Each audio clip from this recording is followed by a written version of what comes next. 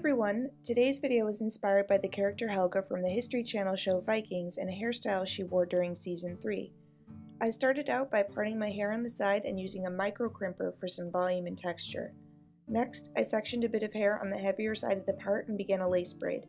If this is not a technique you're familiar with, I'll have my braid dictionary linked in the underbar below. But basically, a lace braid is like a French braid with the exception of hair being added into it on one side only. Here you can see I'm pulling pieces in from along my hairline into the strand closest to my face. As I got towards the end of my eyebrow, I stopped adding in hair and switched the pattern to that of a regular 3-strand braid. As it began to curve around the round of my head, I split a small piece of hair off the top strand and used a clip to hold it out of the way. I followed this up by doing another pass of the braid before repeating the steps. In total, I dropped 3 strands before braiding to the ends, but I suppose that if you wanted to, you could drop out several more. And here I'm just separating those loose strands and using them to make very small rope braids.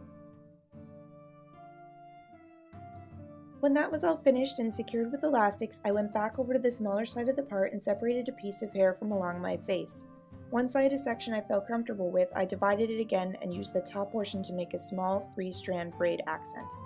And so I wouldn't confuse myself, I clipped that out of the way and took another piece of hair out of this section.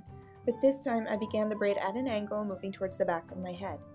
When I felt like I had a few stitches in place, I began to add in the rope braids from the other side, so that it sort of ends up looking like a ladder braid in the back. And then with that last little piece of hair, I chose to make another rope braid accent.